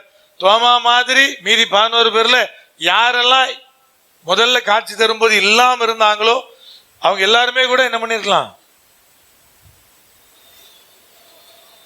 என்னங்க, ஃபர்ஸ்ட் டைம் காட்சி தரும்போது தோமா இல்லை, அதனால ஒரு விசுவாசிக்கல. நான் நேரில் பார்க்கணும், காயத்தில் கை போட்டு பார்க்கணும். தோமா மாதிரி அந்த இடத்துல வேற மீதி 10 பேர்ல யார் இல்லாம இருந்தாலும் அவங்க விசுவாசிப்பாங்களாங்கிறது கேள்விக்குறி தானே. என்ன நடந்தாலும் கத்தருக்காய் வாழுவேன் சொல்லுவீங்க, நடக்கும்போது நிக்கிறீங்களா? நடக்கும்போது நிக்கணும்ல, அங்கதானே இருக்குது. ஏன் ஈஸியா என்ன நடந்தாலும் நான் ஆண்டவருக்குள்ள இருப்பேன் சொல்றது ஈஸியான நடக்குமே, வித்தியாசமா நடக்குமே, என்னுடைய விசுவாசத்துக்கு மாறா நடக்குமே, எல்லா குழப்பங்களும் சேர்ந்து வருமே, 4 பேர் நம்முடைய விசுவாசத்தை தூசிக்கிற அளவுக்கு நடக்குமே. உலகம் ஒண்ணு தீர்மானிக்குது, இது அவ்வளவுதான், நடக்கவே நடக்காதுன்னு. நான் மாத்திரம் சொல்றேன், இல்ல கர்த்தர் எனக்கா செய்வார். நம்மள என்ன சொல்லுவான்? கிறுக்கேமால்ல, லூசுமால்ல, அந்த ஆள் அப்படிதான் இடவிடமா பேசிட்டே இருப்பாருமால்ல, நமக்கு அந்த லூசு பட்டம் தானே கிடைக்கும். ஆனாலும் விசுவாசிக்கணும். ஒவ்வொரு தருணத்திலும் தேவன் அதைத்தான் எதிர்பார்க்கிறார். ஒருவேளை இன்னைக்கு நீங்க கடந்து வர்ற பாதையில எது எதெல்லாம் இனி நடக்கவே நடக்காதுன்னு ஒரு தீர்மானத்துக்குள்ள வந்திருப்பீங்கல்ல, நிறைய காரியத்தை அந்த தீர்மானத்துக்குள்ள வருவோம். நீங்களும் வருவீங்க, நானும் வரும். அதுக்காக போராடுவோம், ஜெயிப்போம், கேட்போம். வேற ஒரு கட்டத்துக்கு மேல அதை பத்தி நினைக்கவே மாட்டோம். ஏன் நினைக்கல பிரதர்? அது இனி நடக்காதுன்னு நான் முடிவு பண்ணிட்டேன். எப்படி முடிவு பண்ண பிரதர்? நானும் முடிவு பண்ணேன், என்னுடைய அண்டை அயலகத்தார் சுற்றுப்புறத்தில் இருக்கிற எல்லாரும் முடிவு பண்ணாங்க. அவங்க எல்லாருக்கும் ஒரு கொஸ்டின் இருக்கும். அந்த கேள்வியின் அடிப்படையில் உன்னை தீர்மானிப்பான். உங்களுக்கு எது தேவை தேவையில்லை என்பது அவன் தீர்மானிப்பான். இந்த வயசுல இது வேணுமாம்பா, அவன் தீர்மானம் பண்ணி வச்சிருப்பான். ஆனா 100 வயசுல ஆபிரகாமை ஆசீர்வதித்த தேவன் நம்ம தேவன். அழகா வார்த்தைகள் சொல்லுகிற ரோமருக்கு எழுதும்போது பவுல் எழுதுற 4 அதிகாரத்துல, ஐயா அதை விசுவாசிப்பதற்கு வாய்ப்பே இல்லை, ஆனா விசுவாசம். அந்த சூழ்நிலை இல்லை, ஆனாலும் விசுவாசித்தான். விசுவாசம் என்பது கண்டு விசுவாசிப்பதல்ல, காணாதிருந்தும் விசுவாசிப்பது. அந்த விசுவாசத்தோட தான் ஓடிட்டு இருக்கிறோம். பெரும்பாலான கிறிஸ்தவர்கள் 90% பேர் ஆண்டவர் மறுபடியும் வருவார் விசுவாசிக்கிறோம், பரலோக ராஜ்யத்தை விசுவாசிக்கிறோம். ஆனா நம்ம அதை பார்க்கவே இல்லை, அந்த விசுவாசத்தோடு ஓடிக்கிட்டு இருக்கிறோம்.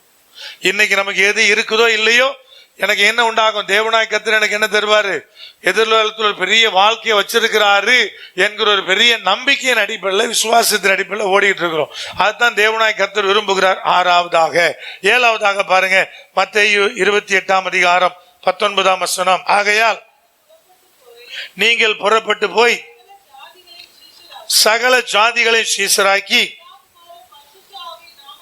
பிதா குமாரன் பரிசுத்தாவின் நாமத்தினாலே அவர்களுக்கு ஞானஸ்நானம் கொடுத்து,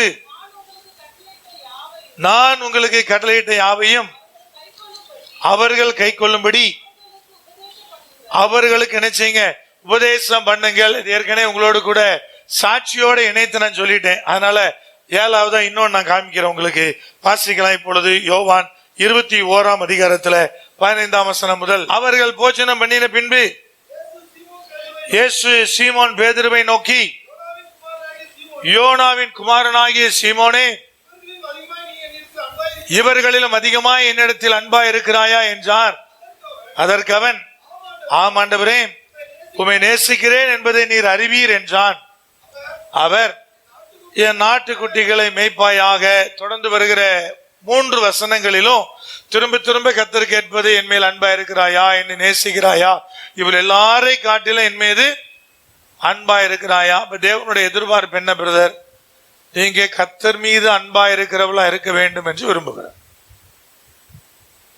சில பாவிகள் கூட ஆண்டவர் மேல அவ்வளவு அன்பா இருக்கிறாங்க. நமக்கு தேவன் பேர்ல இல்லாத அன்பு சில பாவிகளுக்கு இருக்கிறது. அவ்வளவு அன்பா இருக்கிறான். நம்ம ரட்சிக்கப்பட்டவங்கன்னு சொல்றோம், ஐயா நான் இன்னைக்கு தேவனுடைய பிள்ளை என்கிற அடையாளம் எனக்கு இருக்குன்னு சொல்றோம். ஆனா அந்த அளவு தேவன் பேர்ல ஒரு அன்பு வைத்திருக்கிறோமா என்பது கேள்விக்குறி. அப்ப திரும்ப திரும்ப தேவன் எதிர்பார்ப்பு என்னன்னா, நீங்க ஆண்டவர் மேல் அன்பா இருக்கணும். அந்த தேவனாய் கர்த்தர் விரும்புகிறவராய் இருக்கிறார் அன்பு. அந்த 1 யோவான் 5ஆம் அதிகாரத்தில் 2-3 வசனங்கள், நாம் தேவனிடத்தில் அன்பு கூர்ந்து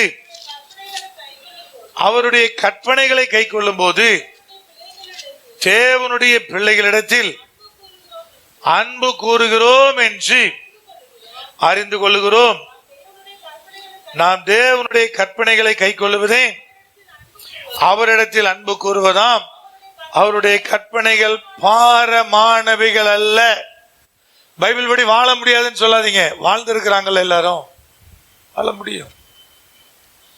அப்ப அன்பு கூறுறேன்னு சொல்லிட்டு அதன்படி வாழலைன்னா எப்படி ஒரு கொஸ்டின் வருது இல்ல. இப்ப இந்த வசனத்தின் அடிப்படையில் நான் முதல்ல சொன்ன ஸ்டேட்மெண்ட் தப்பாயிருது. பாவிகளும் ஆண்டவரை நேசிக்கிறாங்கன்னு சொன்ன ஸ்டேட்மெண்ட் என்ன ஆயிருது? கட்டுதானே? இவங்க ஆண்டு சொல்றாரு, ஐயா என் கற்பனைகளை கை கொள்ளாம என்கிட்ட அன்பா இருக்கிறேன்னு எப்படி சொல்லுவேன்? தாயை நேசிக்கிறேன், தகப்பனை நேசிக்கிறேன் பிள்ளைங்களாம் சொல்லிட்டு தாயின் தகப்பனுக்கு கீழ்ப்படியலன்னா எப்படி அவங்க நேசங்கிறது உண்மையா? புரியுதானே? கேள்வி புரியுதா இல்லையா? யாரை நேசிக்கிறோமோ அவங்களுக்கு கீழ்ப்படியும். கணவரை ரொம்ப நேசிக்கிறோம் பிரதர் அப்படி மனைவி சொன்னான்னா கணவரு கீழ்ப்படிவா. மனைவியை நேசிக்கிறேன்னு ஒரு கணவர் சொன்னான்னா அங்கேயும் அவருடைய விருப்பம் என்ன செய்யப்படும்? பூர்த்தி செய்யப்பட்டுதான் இருக்கு. அன்பு வெறும் வார்த்தையில் இல்ல, செயல்ல வரணும். அப்ப எப்படி பிரதர் தேவன் பேர்ல அன்பா இருக்கிறது எப்படி காண்பிப்பது? அவர் சொல்ற மாதிரி வாழுங்க. நம்ம யாரை ரொம்ப நேசிக்கிறோமோ அவங்க சொல்ற மாதிரி வாழ்றோம்ல. ஐயா அரசியல் தலைவர்ல எங்க தலைவர் இப்படிதான் சொன்னாருன்னு வாழ்றான். ரசிகர் பட்டாலும் எங்க நடிகர் இப்படிதான் இருந்தாருன்னு அதே மாதிரி சொக்காயை போட்டுக்கிறான். அவர் என்ன சொல்றாரோ அதே மாதிரி வாழ்றான். அவர் இப்படிதான் சொன்னாருன்றான். அவன் சொல்றதுக்கு அறிவு இருக்கா இல்லையான்னு தெரியாது இல்லையா? அவன் அறிவோட சொன்னாலும் சொல்லாட்டி என்ன செய்யறான்? எல்லாம் ஃபாலோ பண்றான். அப்ப இயேசுவின் மேல் அன்பா இருக்கிற நீங்க எப்படி? இப்ப 4ஆம் அதிகாரத்தினுடைய 19ஆம் வசனம், அதே 1 யோவான் 4:19, அவர் முந்தி நம்மிடத்தில் அன்பு கூர்ந்தபடியால் நாமும் அவரிடத்தில் அன்பு கூறுகிறோம். முந்தி அன்பு கூர்ந்தது யாரு? அடுத்த ஒரு காரியம் வருது. பவுல் சொன்னாரு முந்தி ஒன்றை தேவனுக்கு நீ கொடுக்கவே முடியாது. யோவான் சொல்றாரு முந்தி அவர் தான் அன்பு கூர்ந்தார், அதுக்கப்புறம் நீ.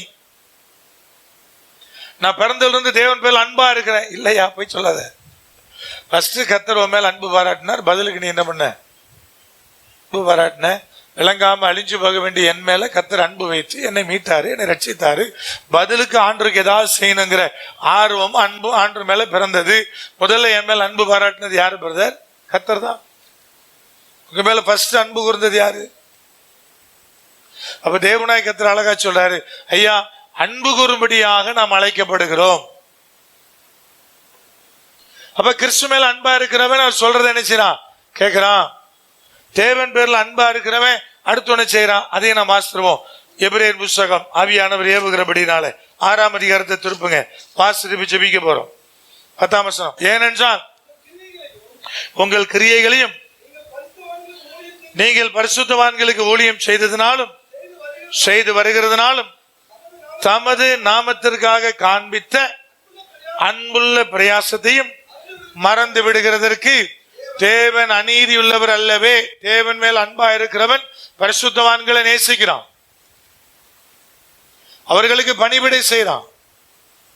அவர்களுக்கு அவன் செஞ்சதை செய்து கொண்டிருப்பது எதையும் தேவன் மறப்பதில்லை. அப்ப தேவன் பேர்ல அன்பா இருக்கிறேன்னு சொல்லிட்டு ஒரு மனுஷன் பரிசுத்தவான்கள் மேல நேசம் வைக்கலன்னா அந்த அன்பு போலியானது. நான் தேவன் பேர்ல அன்பா இருந்தா தேவனுடைய பிள்ளைகள் மேல எனக்கு என்ன உண்டாகும்? அன்பு உண்டாகும். கூடுதலா அவங்க மேல எனக்கு ஒரு நேசம் உண்டாகும். அவர்களுக்காக யாது வேண்டிய செய்யணும்னு என்ன செய்வோம்? பாஞ்சிப்போம். அப்போ கிறிஸ்து மேல அன்பா இருக்கிறேன்னு சொல்லிட்டு உங்களுக்கு பரிசுத்தவான்கள் மேல அன்பு வரலன்னா பிரச்சனை. நான் திரும்ப சொல்றேன், அந்த பரிசுத்தத்துக்காக போராடுறான் பாருங்க, அவன் மேல எனக்கு அன்பு வரணும். அதுக்காக ஒருத்தன் போராடி நிக்கிறான் பாருங்க, அவன் பேர்ல. இன்னைக்கு உலகம் எப்படி இருக்கு? எனக்குள்ள ஒரு எண்ணம் எழும்பிட்டே இருந்துச்சு கடந்த 2 நாட்களா. இயேசு கிறிஸ்துவனுடைய மரணத்துக்கு ஒப்பு கொடுக்கப்படுகிற நாள்ல ஜனங்களுடைய கோஷ் என்ன தெரியுமா? பரபாசை விடுதலை செய், பரபாசை விடுதலை செய். ஜனங்கள் இருந்தாங்க, அப்படிதானே ஜனங்கள் இருந்தாங்க. ஜனங்கள் யாரை நேசிச்சாங்க பிரதர்? பரபாசை கூட இருக்கட்டியா, இவர் வேண்டான்னாங்க. எனக்கு அப்படியே தோணிட்டே இருக்கு ஒரு கொஞ்ச நாளா, ஐயா பரபாசை விடுதலை செய்கிற சத்தம் தான் நவீன காலத்துல வேற மாதிரி ஓடுது. ஏன் பிரதர்? எனக்கு ஏத்தது அவன் தான். நான் என்ன சொன்னாலும் என்னை யாரும் என்ன செய்ய மாட்டாங்க, கடிந்து கொள்ள மாட்டாங்க. நான் எப்படி வேணா வாழலாம், எப்படி வேணா ஆட்டம் போடலாம், எப்படி வேணா இருக்கலாம், எப்படி வேணா காணப்படலாம். ஐயா தேவனுடைய சன்னிதானத்துல நல்லா ஆடி. காலங்கள் மாறிட்டே இருக்கு. ஆனா ஒவ்வொருத்தரும் ஒவ்வொரு காலகட்டத்துல காணாம போயிட்டாங்க. இப்ப பைபிள்ல விசில் அடிச்சாங்க இருக்கா பிரதர்? இருக்கு. அது என்ன விசில் பிரதர்? போலீஸ் அடிக்கிற விசில், பிடி மாஸ்டர் அடிக்கிற விசில். பயில் காட்டி அழைத்தாருன்னு வசனம் இருக்கு, அதான் சொல்றான் விசில் அடிச்சார் ஆண்டவரேன்னு. ஐயா இந்த விசிலுக்கும் போலீஸ் ஊதுற விசிலுக்கு வித்தியாசம் இருக்கா இல்லையா? பிடி மாஸ்டர் ஊதுற விசிலுக்கு வித்தியாசம் இருக்கா இல்லையா? அவர் பயில் காட்டி அழைத்தார், என்ன விசில் போட்டு கூப்பிட்டார். ஆமா, எது கூப்பிட்டாரு? ஒரு கிரவுண்ட்ல திடீர்னு எல்லாரையும் அட்டென்ஷன் அப்படின்னா பிடி மாஸ்டர் நினைச்சுவாரு. ஒரு சன நெருக்கம் உள்ள ஒரு இடத்துல ஜனங்களை எச்சரிக்கணும்னா போலீஸ்கார் விசில் அடிப்பாரு. அடிச்சா என்ன அர்த்தம்? அட்டென்ஷன் அர்த்தம், கபடின்னு அர்த்தம், என்ன பாருன்னு அர்த்தம். அப்படியே அவர் பயில் காட்டி அழைத்தார். அதுக்கும் காவாலி பை அடிக்கிற விசிலுக்கு வித்தியாசம் இல்ல. என்ன புரிஞ்சு பேசுறாங்க தெரியல. ஆனா அந்த வார்த்தையை சொன்ன உடனே சபையில் இருக்கிற வாலிப பட்டாளங்களுக்கு எல்லாம் என்ன உண்டாகுது? ஒரு முறுக்கு உண்டாகுதுல்ல. படுற விசில் விளைக்கொள்ளுங்க, ரொம்ப நாளா ஓடாது. ஏன்னா கர்த்தர் எவ்வளவு காலம் அந்த ஜனத்தை வஞ்சிக்கிறதுக்கு அலோவ் பண்ணுவாரு. கொஞ்சம் யோசிக்கணும் இல்லையா? தாவீது நடனமானாரு பிரதர், அந்த ஜாலி எங்க? ரோட்ல. நீயும் போய் ஆடு. எனக்கு தெரிஞ்சு எத்தனையோ கிராம ஊழியங்களுக்கு போறவங்க கரகாட்டம் ஆடி கூட கும்பலை சேர்க்கிறாங்க ஊழியக்காரங்க. ஆனா நோக்கம் கரெக்டா இருக்கு. கரகாட்டம் ஆடினா ஜனங்கள் என்ன செய்வாங்க? வருவாங்க. சத்தியத்தை சொல்றோம். ஒரு கோமாளி மாதிரி ஜோக்கர் மாதிரி ஒரு ட்ரெஸ்ஸை போட்டு ஒரு கிராமத்துல போய் இறங்கி நின்று அந்த ஜோக்கர் மாதிரி ஆக்ஷன் பண்ணா ஜனங்கள் என்ன செய்யப்படுவாங்க? சேர்க்கப்படுவாங்கல்ல. ஒரு கிராமத்துக்கு போறங்க, சின்ன பிள்ளைகளை எப்படி அட்ராக்ட் பண்றது? ஒரு ஜோக்கர் மாதிரி ட்ரெஸ்ஸை போட்டு நின்னா எல்லா குட்டி பிள்ளைகளும் ஓடி வரும். உட்கார வச்சு ஆளுக்கு ஒரு சாக்லேட்டை கொடுத்து என்ன சொல்லலாம்? சத்தியத்தை சொல்லலாம், தப்பு இல்லை. நீ ஆலயத்துல தேவனை ஆராதிக்கும் போது மேலதாளத்தோடு ஆடுறா விசில, இதெல்லாம் எங்க போய் நிக்கிறது? அப்ப இவனை நேசிக்கிறதுக்கு ஒரு பெரிய கூட்டம் இருக்கு. ஆனா கர்த்தருக்குள் இருக்கிற பரிசுத்தவான்களை நேசிப்பதற்கு கூட்டம் இல்ல. நான் சொல்ல பரிசுத்தவான்கள், திரும்ப திரும்ப சொல்றேன், பரிசுத்தவான்கள் லிஸ்ட்ல ஊழியக்காரர் மட்டும் வரமாட்டாங்க. எத்தனையோ சுவாசிகள் கூட வருவாங்க பரிசுத்தவான்கள் லிஸ்ட்ல. ஏன் என்னுடைய அப்பா எப்ப பார்த்தாலும் பைபிளை பத்தியே பேசிட்டு இருப்பாரு. அந்த ஒரு லூசு. அன்புன்னு ஒண்ணு இருந்தா நீ அதை அக்செப்ட் பண்ணணும். திரும்ப திரும்ப அதே சொல்றாங்க அம்மா அப்பாவும். நீ நேசிக்கிறது உண்மைன்னா திரும்ப திரும்ப சொன்னாலும் இரிட்டேட் ஆகக்கூடாது. ஆண்டவர் கூட திரும்ப திரும்ப தான் சொல்றாரு. வாரந்தோறும் என்ன பண்றோம்? பிரசங்கம் பண்றோம் மனம் திரும்புதலை குறித்து. எப்படி இரிட்டேட் ஆவீங்க? அந்த பேசினாலே டென்ஷன் ஆகுதுங்க. ஆகக்கூடாதுங்க. அன்புன்னு ஒண்ணு இருந்தா அவங்க என்ன செய்ய மாட்டீங்க? ஆக மாட்டீங்க. அப்படிதான் வசனம் சொல்லு. அப்ப தேவனாய் கர்த்தர் சொல்ற கடைசி 7வது அழைப்பு என்னன்னா, அவர் மீது அன்புள்ளவளா நீங்கள் இருக்கணும்னு விரும்புறாரு. அந்த அன்பு முந்தி அவர் பாராட்டினாரு, பிந்திதான் நீங்க பாராட்டுறீங்க. அந்த அன்பு உங்களுக்கு பரிசுத்தவான்கள் மேல இருக்கணும்னு வசனம் சொல்லுது. அதையெல்லாம் மறப்பதற்கு தேவன் அநீதியுள்ளவர் அல்லவே. செபிக்க போற அப்படியே கண்களை மூடலாம். அப்படியே இருக்கிற இடத்துல எழுந்திருக்கலாம். ஒரு 7 காரியங்களை, 7 சம்பவங்களை நம்ம தியானிச்சிருக்கிறோம். தர்மியான நாளிலே, கிறிஸ்துவனுடைய உயிர்த்தெழுதலை நினைவு கூறுகிற இந்த நாளிலே அவைகளின்படி வாழ நம்மை ஒப்பு கொடுப்போம். கிறிஸ்துவனுடைய எதிர்பார்ப்பு, ஐயா நீ உலகத்துக்கு சாட்சியா இருக்கணும், என்னை நேசிக்கிறவனா இருக்கணும், ஐயா சுவிசேஷம் அறிவிக்கப்படுவதற்கு நீ காரண காரியமா இருக்கணும், நீ சமாதானத்தோடு வாழணும், சந்தோஷமா வாழணும். நீ ஏன் அழணும்?